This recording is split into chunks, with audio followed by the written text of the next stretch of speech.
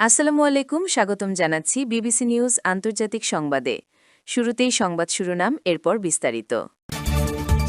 মার্কিন গর্বচূর্ণ, প্রশংসায় ভাসছে ইরান। ইসরায়েলি সেনাবাহিনীতে ইরানের গুপ্তচর। ইরানে হামলা করে ইসরায়েলের ব্যয় ৭৭,৯৯৫ কোটি টাকা। আল আকসায় ঈদের নামাজে মুসল্লিদের ওপর ইসরায়েলের হামলা। এখন বিস্তারিত। আপনি যদি ইসরায়েলের ধ্বংস চান এবং মুসলিমদের পাশে থাকেন, তাহলে ভিডিওতে লাইক করে চ্যানেলটি অবশ্যই সাবস্ক্রাইব করে দিবেন এবং আপনার মূল্যবান মতামত অবশ্যই কমেন্টে লিখে জানিয়ে দিবেন। এখন বিস্তারিত। F-35 স্টিলথ যুদ্ধবিমানে আঘাত মার্কিন গর্বচূর্ণ, প্রশংসায় ভাসছে ইরান।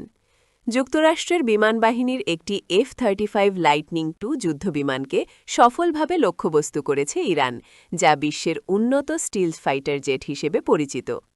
এর মাধ্যমে বৃহস্পতিবার ১৯ মার্চ বিশ্বের সামরিক মহলে ব্যাপক চাঞ্চল্য ছড়িয়ে দিয়েছে ইরানি সশস্ত্র বাহিনী। মার্কিন আধুনিক আকাশযুদ্ধের ইতিহাসে এটি একটি সম্ভাব্য মোড় হিসেবে দেখা হচ্ছে এবং শক্তিশালী ও উদ্ভাবনী প্রতিপক্ষের বিরুদ্ধে স্টিলস প্রযুক্তির কার্যকারিতা নিয়ে তীব্র বিতর্কেরও সৃষ্টি করেছে। সামরিক বিশেষজ্ঞদের মতে ইতিহাসে এই প্রথম কোনো F-35 জেট আক্রান্ত হল।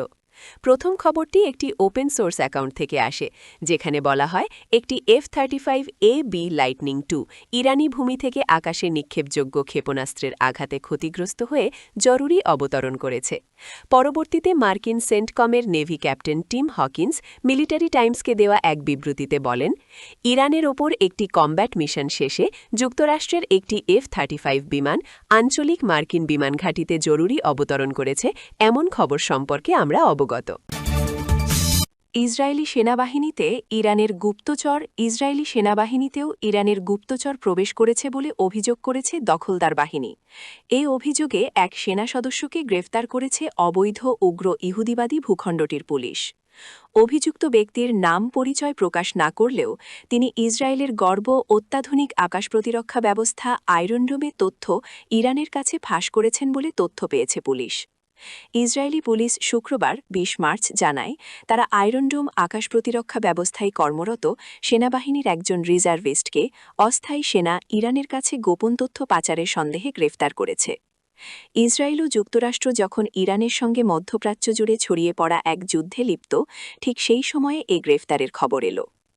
ইসরায়েলি পুলিশ জানায়, জেরুজালেমের বাসিন্দা ২৬ বছর বয়সী রাজ কোহেন, যিনি আয়রন ডোম সিস্টেমের রিজার্ভিস্ট হিসেবে দায়িত্বরত ছিলেন, তাকে সম্প্রতি ইরানি গোয়েন্দা সংস্থার সঙ্গে যোগাযোগ এবং নিরাপত্তা সংক্রান্ত অপরাধের সন্দেহে গ্রেফতার করা হয়েছে। ইরানে হামলা করে ইসরায়েলের ব্যয় ৭৭,৯৯৫ কোটি টাকা। ইরানে আগ্রাসন চালাতে গিয়ে প্রথম ২০ দিনে ইসরায়েলি সামরিক বাহিনীর ব্যয় প্রায় $৬৪০ কোটি পৌঁছেছে বলে অজ্ঞাত সূত্রের বারাত দিয়ে জানিয়েছে অবৈধ ইহুদি ভূখণ্ডটির দৈনিক পত্রিকা হারেজ। এটি বাংলাদেশি মুদ্রায় প্রায় ৭৭,৯৯৫ কোটি টাকা। সর্বশেষ মুদ্রা বিনিময় হার অনুযায়ী $১ সমান ১২১.৮৬৭ টাকা ধরে এ পরিমাণ পাওয়া যায়। পত্রিকাটি উল্লেখ করেছে, এই সময়ে প্রতিদিনের গড় ব্যয় ছিল প্রায় ১০০ কোটি শেকেল, প্রায় $৩২ কোটি। যুদ্ধ পরিচালনার জন্য বরাদ্দ করা মোট বাজেট প্রায় ৩,৯০০ কোটি শেকেল, প্রায় $১,২৫০ কোটি। সূত্রগুলো জানিয়েছে, বর্তমান ব্যয়ের হার বিশ্লেষণ করে এই হামলা আর কতদিন স্থায়ী হতে পারে সে বিষয়ে একটি ধারণা পাওয়া সম্ভব। আল আকসায় ঈদের নামাজে মুসল্লিদের ওপর ইসরায়েলের হামলা। মুসলিমদের জন্য পবিত্র আল আকসা মসজিদ বন্ধ করে দিয়েছে গণহত্যাকারী ইসরায়েল। বাধ্য হয়ে মসজিদ প্রাঙ্গণের কাছে পবিত্র ঈদুল ফিতরের নামাজ পড়তে গেলে মুসল্লিদের ওপর হামলা চালায় দখলদার বাহিনী। শুক্রবার ২০ মার্চ এ হামলা হয়। আল জাজিরার খবরে বলা হয়, নামাজ আদায়ে বাধা দেয় ইসরায়েলি বাহিনী। সেখানে মুসল্লিদের ওপর টিয়ার গ্যাসের শেল ছোড়ার পাশাপাশি হামলা চালায় তারা। ইরানের সঙ্গে ইসরায়েল যুক্তরাষ্ট্রের দুপা শুরু হবার পর থেকেই পবিত্র আল আকসা মসজিদ বন্ধ করে রেখেছে ইসরায়েলি কর্তৃপক্ষ। এরই মধ্যে শুক্রবার ২০ মার্চ এই হামলার ঘটনা ঘটল।